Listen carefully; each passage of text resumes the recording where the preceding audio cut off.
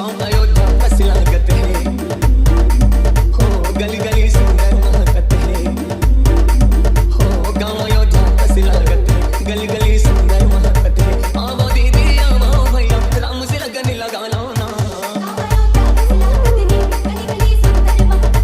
गाँव अयोध्या बस लागत है, गली गली सुंदर महकत है। Mr. Narendra Nishad